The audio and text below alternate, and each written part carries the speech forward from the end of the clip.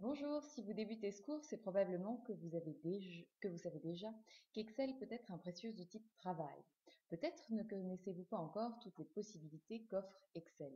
Excel permet principalement de faire trois choses: des calculs, des graphiques, des créations ou gestion de bases de données. Le principal avantage d'Excel réside dans le fait qu'il permet de créer facilement des feuilles de calcul personnalisées et adaptées aux besoins de votre projet. Les calculs peuvent être simples, de simples additions, soustractions, complexes, des équations différentielles, ou faire des scénarios. Si par exemple vous avez placé 10 000 euros sur une assurance vie il y a 3 ans et que son taux d'intérêt était alors de 5%, que le taux d'intérêt peut changer à une date anniversaire, admettons 3 ans, et qu'à la troisième année, vous avez peur qu'il change. Vous aviez au départ anticipé 3%, et donc au bout de 5 ans, vous deviez avoir 12 281 euros. Que se passe-t-il si par exemple le taux passe à 1,5%, vu qu'en ce moment les taux sont plutôt bas?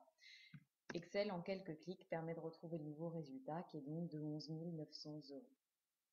Excel est aussi un tableur qui permet la gestion et la présentation graphique des données d'une manière remarquablement efficace, notamment pour faire un point quand on a beaucoup de chiffres.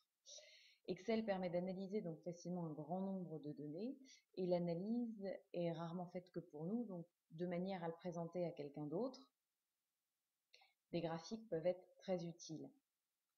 Un graphique peut sembler souvent plus ludique ou plus explicite qu'une liste de chiffres. Par exemple, si vous voulez expliquer à votre employeur que les ventes du mois de février ont toujours été plus basses que les ventes des autres mois, un graphique tel que celui-ci pourrait vous permettre ce genre d'explication. On voit bien que depuis 10 ans, donc de 2004 jusqu'à 2013, au mois de février, il y a toujours eu une baisse d'activité. Et c'est plus simple que d'énumérer tous les chiffres du tableau précédent, le tableau qui est au-dessus, qui pourrait en plus ennuyer votre patron. Enfin, Excel permet une gestion simple des bases de données. Elle offre la possibilité de faire des tris, des liaisons, des regroupements ou encore d'afficher sous forme graphique un certain nombre d'informations ou bien de faire apparaître par exemple une information plus importante qu'une autre dans une liste de données. Si par exemple vous voulez comparer le chiffre d'affaires de vos filiales l'année dernière avec le chiffre d'affaires de vos filiales cette année et que vous voulez savoir lesquelles ont moins bien performé, un simple conditionnel formatif, enfin une simple mise en forme conditionnelle, pardon, va vous permettre de le faire. Donc il suffit de cliquer sur mise en forme conditionnelle, mettre les cellules en surveillance si elles sont inférieures à la cellule voisine.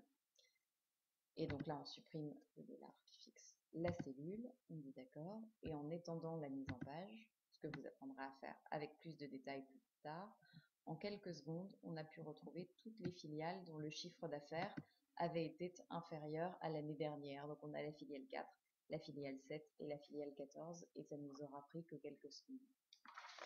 Il y a encore un autre avantage à Excel que de trier toutes ces bases de données. Excel vous sert d'interface avec bien d'autres outils, notamment avec Word, avec PowerPoint que vous pouvez utiliser. Dès que dans ces bases de données, dès que dans ces autres logiciels, on va appeler un tableau, en général, on revient à un cadre Excel comme celui-ci qui vous permet de rentrer des données, de faire des calculs, etc. Donc vous pouvez utiliser Excel sans Word et sans PowerPoint, c'est un peu plus difficile si vous voulez faire des présentations poussées dans les deux autres domaines. D'autre part, on utilise aussi Excel pour sauver un certain nombre de bases de données, notamment aujourd'hui nos smartphones. Si jamais vous voulez sauver vos contacts, vous avez une application qui s'appelle Excel Contact qui vous permettra de tous les retrouver sous forme d'un tableau tout simple. Idem pour vos contacts de boîte de messagerie. Si vous voulez créer une base de données dans Access, vous utiliserez Excel.